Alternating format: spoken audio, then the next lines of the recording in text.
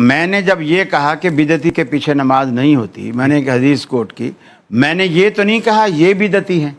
انہوں نے خود سے کیسے قیاس کر لیا کہ یہ اشارہ ہماری طرف ہے، ہم بدعتی. چور کی داڑھی میں تنکے والی بات ہے کہ چور جو ہے نا مچائے شور، لہذا شور مچانے سے جو نا فائدہ نہیں ہوگا. اگر میں گنوانا شروع کروں نا ان کی بدعتیں، تو آپ یقین کیجئے کہ پوری 100 سے زیادہ بدعتیں ہو جائیں گی ان کی. بدعتی اس لیے برا ہے، وہ یہ سمجھ رہا ہے کہ دین ناقص ہے. دیکھیں انہوں نے گفتگو میں چور اور داڑھی پھر جواب اور قیاس مجھے بھی کچھ کہنے کی یہ جو الفاظ جو کہیں یہ واپس لے لیں. دیکھیے ڈاکٹر صاحب آپ کی طرف آ رہا ہوں، آپ نہیں بولنے دوں میں آپ کو پورا وقت غلط لفظ منسوخ آپ نہیں بولنے آپ کی طرف پورا آ رہا ہوں، پھر آپ یہ تو غلط آپ بات کو پورا وقت دے رہا ہوں، میں آپ پھر کو پورا وقت دوں گا. پہلے رائی صاحب کو بولیں. ٹھیک سینٹر کا تو ڈاکٹر صاحب میں آپ کو دے رہا ہوں، قاری صاحب آپ بولیں. السلام علیکم ناظرین. رمضان ٹرانسمیشن کے دوران قاری خلیل الرحمان اور مفتی جمیل صاحب کے درمیان بدعت کے ٹاپک کو لے کر کافی بحث ہوئی اور کافی ایک دوسرے کے درمیان لفظی گولہ باری بھی ہوئی، کافی تلخ کلامی ہوئی. ان کی گفتگو سنیں پھر اس پہ بات کرتے ہیں. میں کراچی سے بات کر رہا ہوں، اویس.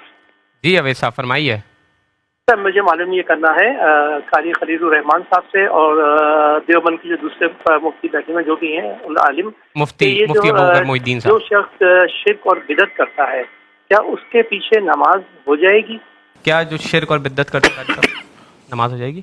رسول اکرم صلی اللہ علیہ وسلم کا فرمان ہے کہ من وقر صاحب بدعت فقد اعان علی ہدم الاسلام. جس بندے نے کسی بدعتی کی توقیر کی، عزت کی، اس کو وقار بخشا، اس نے گویا اسلام کو گرانے میں اس کی مدد کی. تو جب ہم کسی کو امام بناتے ہیں تو یہ ہم اس کو عزت دے رہے ہوتے ہیں. ٹھیک. اور یہ علماء کا آپس میں ایک دوسرے کو عزت دینے کا ہمارے ہاں یہی طریقہ کار رائج ہے کہ ہم ایک دوسرے کی عزت اسی طرح کرتے ہیں. مثلا میری مسجد ہے، میرا مصلی ہے، اور وہاں راٹھور صاحب آ گئے ہیں اور یہ میرے دوست ہیں اور مجھے پتہ ہے کہ یہ عالم بھی ہیں، اور میں نے ان کا اکرام اس طرح کیا کہ ان کو اپنا مصلی دے دیا، تو یہ اکرام ہے. تو اللہ کے رسول فرماتے ہیں جو بدعتی کی عزت کرے، بدعتی کا اکرام کرے، اس نے گویا اسلام کو گرانے میں اس کی مدد کی.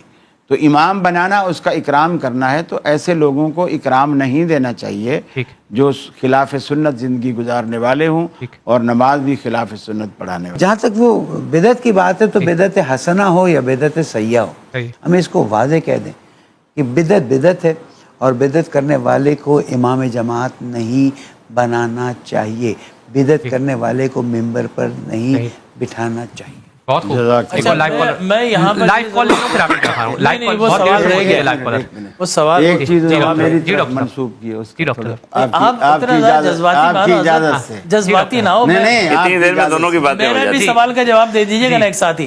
اچھا چلو ٹھیک ہے نا. دیکھیے جہاں تک بدعت ہے ہم نے ہر چیز کو بدعت بنا دیا. ٹھیک ہے نا. قولاً ٹھیک ہے نا، عملاً تو سب کرتے ہیں. حرمین شریفین میں آپ چلے جائیں، باپ دادوں کے نام لکھے ہوئے، گیٹ کے اوپر لکھے ہوئے، سامنے جناب اپنا بے شمار جو ہے جوس فرنچائز ادھر ہیں. ٹھیک ہے نا. میں نے تو یہاں تک دیکھا کہ آج کل صاحب جو ہے وہ گرمی ہو تو امام پیچھے ہو گیا، لوگ آگے کھڑے ہوئے. تو بات صورت کہ ہر چیز کو آپ نے بدعت بنا لیا. اور بدعت بھائی وہ چیز ہے جو اسلام کا انکار کر دے، اسلام کی جس میں اسلام کی اصل موجود ہے. ہم نے تو ذکر مصطفیٰ کو بدعت بنا لیا. ورفعنا لک ذکر کا اصل موجود ہے، ان اللہ و ملائکتہ یصلون علی النبی ذکر موجود ہے. لہٰذا کوئی گستاخ رسول ہو اس کے پیچھے نماز نہیں ہوگی، گستاخ صحابہ کے پیچھے نہیں ہوگی، گستاخ اہل بیت کے پیچھے نہیں ہوگی، مشرک کے پیچھے نماز نہیں ہوگی. اور بدعت جو ہے وہ میں سمجھتا ہوں کہ اس کے لیے اتنی زیادہ تعویلات آ گئی ہیں. ہمیں دیکھنا چاہیے کہ بدعت ہے کیا. اس کا من سن سنتا حسنتا فلہ اجرها واجر من عمل بها الى يوم القیامہ. یہ حدیث مبارک کا جسے کسی اچھے کام کا کہ جو کسی اچھے طریقے پر کسی نے آغاز کیا تو اللہ اس کو اجر عطا فرمائے گا. بعد والوں کو بھی. تو یہ دونوں چیزیں بیلنس ہے. دیکھیں تراویح کیا ہے، حضرت عمر ہادی نعمت البدع. ٹھیک ہے نا. ہمارے شیخین نے قرآن کو جمع کیا. تو اس کی بہت ساری تفاصیل ہے. اور آپ یہ دیکھیں کہ کسی کی جانب پتھر پھینکیں گے تو چھینٹے آپ کے پاس بھی آئیں گے. میں آپ کو 100 سے زیادہ بدعات ایسی بتا سکتا ہوں ان طبقات کی کہ جو دوسرے پہ بدعت کا الزام لگاتے ہیں حرم کعبہ سے لے کر دیگر جگہوں تک. لیکن میں یہ سمجھتا ہوں کہ ان چھوٹی چیزوں سے بدعت میں جمع نہ کریں. بالکل اس کی اصل بھی وہ ہے جو اسلام کے کسی اصول سے ٹکرا جائے. بات جو اصل کھڑی ہوئی تھی وہ تو آپ نے ختم ہی کر دی. بات کھڑی ہوئی نہیں تھی، بیٹھ گئی. اب نہیں بیٹھی. کون سی بات؟ وہ جو پہلے کون سی بات؟ بدعت والے مسئلے والی. بدعت والے مسئلے پہ کیا بات کرنی ہے آپ کو؟ میں یہ کہنا چاہ رہا تھا کہ رسول اکرم صلی اللہ علیہ وسلم نے فرمایا کہ من احدث فی امرنا ھذا ما لیس منہ فہو رد، وہ بات ہی مردود ہے جو رسول اکرم صلی اللہ علیہ وسلم کے فرمان سے ثابت نہیں ہے۔ یہ مثالیں دینا کہ جی حرم کے باہر جوس سینٹر کھلے ہوئے، تو وہ انہوں نے جوس سینٹر کوئی ثواب کے لیے کھولے ہوئے کہ ہمیں جنت حضرت میں نے جوس سینٹر دیکھیے ڈاکٹر صاحب آپ کی طرف کیا رہا آپ نہیں بولنے دوں میں آپ کو پورا وقت غلط لفظ منسوخ آپ نہیں بولنے آپ کی طرف پورا رہا ہوں، پھر آپ یہ تو غلط آپ بات کو ہے، پورا وقت دے رہا ہوں، میں آپ پھر کو اسی پورا وقت دوں گا، پہلے غالب صاحب کو بولنے دیں۔ جوس سینٹر کا تو ڈاکٹر صاحب ڈاکٹر صاحب میں آپ کو دے رہا ہوں، قاری صاحب آپ بولیے۔ میں نے ڈاکٹر صاحب میں آپ کی طرف آ رہا ہوں، حرم میں آپ کی طرف آ رہا ہوں، ڈاکٹر صاحب میں آپ کی طرف، قاری صاحب کے دروازے جی کا میں آپ کی طرف آ رہا ہوں، پھر آپ ایکسپلین کر دیجیے جوس سینٹر میں نے غلط بات منسوخ کر کے بولنا پڑے نہیں، میں گا۔ آپ کی طرف آ رہا اپنی ہوں، پھر باری میں آپ بولیں۔ کلیئر کر دیجیے گا، نہیں، پھر آپ کلیئر کر دیجیے آپ گا۔ کی ساری بات غلط تھی، میں قاری چپ کر کے صاحب سنتا آپ ادھر گفتگو کریں، آپ ادھر گفتگو کریں۔ یہ غلط مجموعہ قاری صاحب آپ ادھر نہیں، گفتگو یہ کریں۔ طریقہ غلط ہے نا۔ میں نے جب یہ کہا کہ بدعتی کے پیچھے نماز نہیں ہوتی، میں نے ایک حدیث کوٹ کی، میں نے یہ تو نہیں کہا یہ بدعتی ہیں۔ انہوں نے خود سے کیسے قیاس کر لیا کہ یہ اشارہ ہماری طرف ہے، ہم بدعتی؟ چور کی داڑھی میں تنکے والی بات ہے۔ میں نے نام ہی نہیں لیا، نہ بریلوی نام لیا، نہ دائیں بائیں نام لیا، کچھ بھی نام لیا، حالانکہ مجھے توقع نہیں تھی بیسوی صاحب سے کہ یہ میری حمایت نہیں کریں گے، لیکن عجیب میں حیران رہ گیا کہ میسمی صاحب نے سب سے پہلے کہا کہ بالکل صحیح بات ہے، بدعتی کے پیچھے نماز نہیں ہوتی، اس کو امام نہیں بنانا چاہیے۔ قرآن مجید کہتا ہے قُلْ هَلْ نُنَبِّئُكُمْ بِالْأَخْسَرِينَ أَعْمَالًا الَّذِينَ ضَلَّ سَعْيُهُمْ فِي الْحَيَاةِ الدُّنْيَا وَهُمْ يَحْسَبُونَ أَنَّهُمْ يُحْسِنُونَ صُنْعًا۔ فرمایا کیا میں تمہیں تمہارے اعمال کا گھاٹا نہ بتاؤں کہ لوگ عمل کرتے ہیں اور وہ اپنے تائیں یہ گمان کر لیتے ہیں ہم تو اچھا کر رہے ہیں، بڑا نیکی کا کام ہے، خوبصورت کام ہے، لیکن اللہ کہتا ہے وَهُمْ يَحْسَبُونَ أَنَّهُمْ يُحْسِنُونَ صُنْعًا، وہ خود اپنے تئیں گمان کرتے رہتے ہیں، لیکن ہم ان کے سارے عمل ضل سعیہم فی الحیات الدنیا، ہم سارے عمل ان کے دنیا میں برباد کر دیتے۔ بدعتی ایک ایسا شخص ہے جو دین کو نامکمل سمجھتا ہے، وہ یہ سمجھتا ہے کہ اللہ کے رسول نے نعوذ باللہ یہ دین میں اتنی بڑی کمی تھی جو میں نے آ کے پوری کی۔ ظاہر بات ہے پہلے سے وہ چیز دین میں نہیں تھی، تو بدعتی اس لیے برا ہے، وہ یہ سمجھ رہا ہے کہ دین ناقص ہے، جبکہ اللہ تعالیٰ نے قرآن پاک میں کہہ دیا الیوم اکملت لکم دینکم واتممت علیکم نعمتی ورضیت لکم الاسلام دینا۔ دین مکمل ہے، اگر کوئی اس کو نامکمل سمجھتا ہے، پھر اللہ کے رسول نے مثال دے کر آپ نے فرمایا کہ روز آخرت آب کوثر پر میں پانی پلا رہا ہوں گا، کچھ لوگ آئیں گے، ان کے وضو کے اعضاء چمکتے ہوں گے، فرشتے مار مار کے انہیں بھگائیں گے، اور میں کہوں گا آنے دو میری امت کے لوگ ہیں، فرشتے کہیں گے انک لا تدری ما احدثوا بعدک، آپ کو اللہ کے حبیب نہیں معلوم انہوں نے آپ کے بعد دین میں کیا کیا خرافات اور بدعات پیدا کی، تب میں فرماؤں گا سحقن سحقن لمن غیر بعدی، لعنت ہو دوری ہو ان لوگوں پر جنہوں نے میرے بعد میرے دین میں تبدیلیاں کی۔ ڈاکٹر صاحب آپ سے بھی مختصراً میں چاہتا ہوں جو دیکھیں میں یہ تو پہلے کر بیٹھے تھے، دیکھیں نہیں اب جواب دیکھیں، انہوں نے گفتگو میں چور اور داڑھی پھر میں پھر جواب اور دوں گا۔ قیاس مجھے بھی اور کچھ بریلوی، کہنے کی ہاں بالکل، یہ جو الفاظ جو کہیں یہ واپس لے لیں، ٹھیک ہے۔ پہلی بات تو یہ ہے کہ ہر نیا عقیدہ بدعت ہے، ٹھیک ہے نا۔ نئے عمل تو قیامت تک جاری و ساری، ادھر بیٹھے ہوئے یہ بھی نیا عمل ہے، یہ رسول اللہ کے زمانے میں نہیں تھا، اپنی بات کو انہوں نے خود اپنے اوپر لے لیا۔ حضور کے زمانے میں ایسا کوئی عمل نہیں تھا کہ میڈیا اور اس پر جا کر آپ ٹاک شو کریں گے اور یہ کریں گے اور وہ کریں گے، یہ بھی بدعت اور دین کا کام کر رہے ہیں، ٹھیک ہے نا۔ اسی طریقے سے قولا تقول لما تصف هذا حلال وهذا حرام لتفتروا على الله الكذب، دین کے اندر جو حرام اور حلال کے فتوے دیتے ہیں لوگوں کے لیے، اللہ اور رسول کا اس سے کوئی تعلق نہیں، یہ منصب صرف اللہ کا ہے اور اس کے نبی کا ہے۔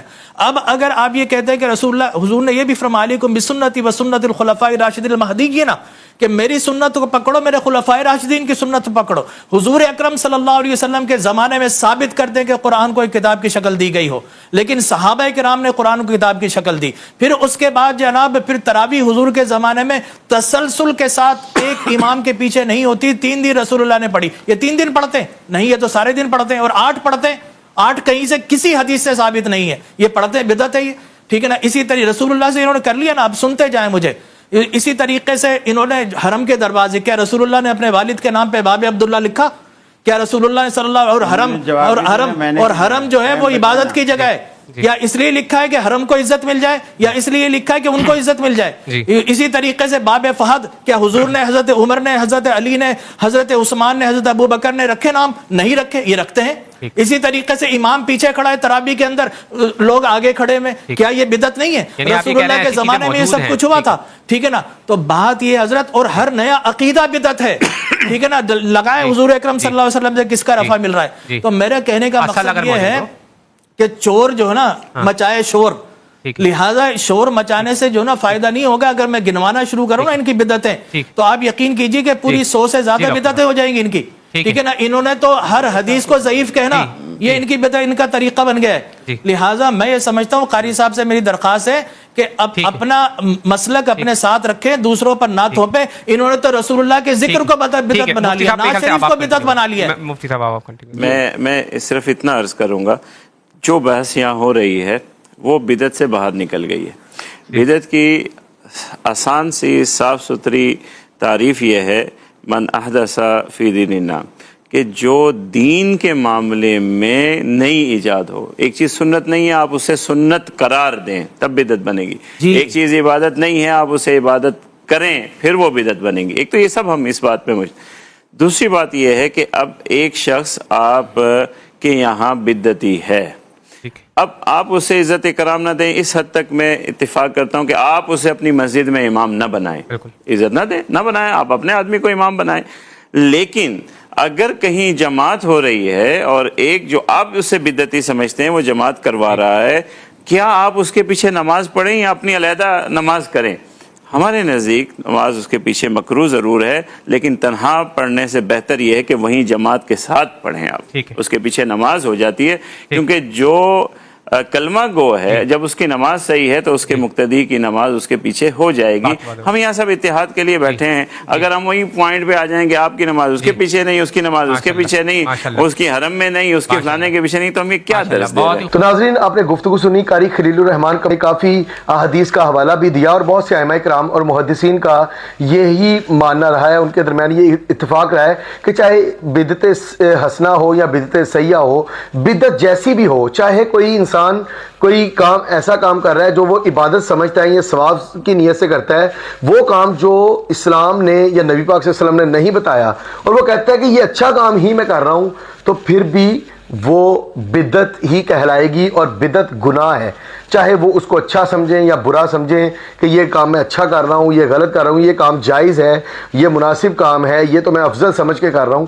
لیکن اگر وہ نبی پاک کی زندگی سے ثابت نہیں, اسلام سے ثابت نہیں, تو وہ بدعت ہی کہلائے گی. مفتی جمیل صاحب نے جو بہت سے حوالے دیے, انہوں نے کہا کہ حرمین شریفین جائیں تو وہاں پر جوس کارنر ہیں, آئس کریم کارنرز ہیں, دکانیں بنی ہوئی ہیں.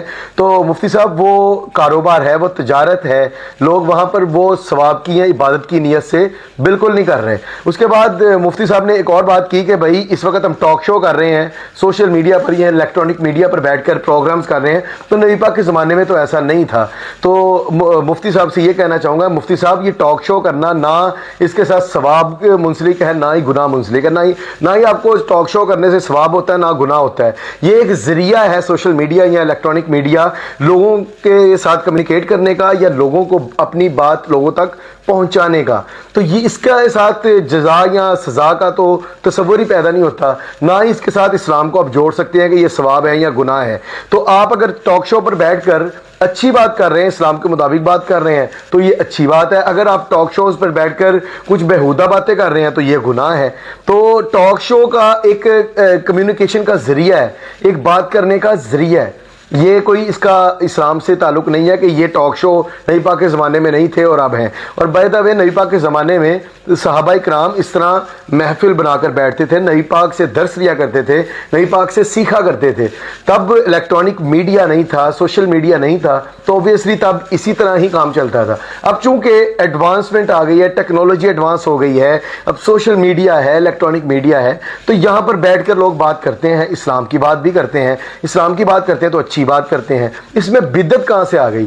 تو مفتی جمیل صاحب ایک جگہ پر پھنس گئے تھے، ان سے یہ بات کا جواب نہیں دیا گیا، تو انہوں نے کافی زیادہ پھر تلخ کلامی بھی کی، تو انہوں نے کافی زیادہ کوشش کی کہ وہ ایسی چیزیں کچھ سامنے لائیں جو دنیاوی چیزیں ہیں، جن کا دین سے کوئی تعلق نہیں، اور اس کو بدعت بنا کر پیش کریں تاکہ وہ جو بدعات کرتے ہیں ان کے پاس جواز پیدا ہو سکے، یا وہ لوگوں کو یہ بتا سکے کہ میں اگر بدعت کرتا ہوں تو یہ دیکھو یہ بھی تو کرتے ہیں۔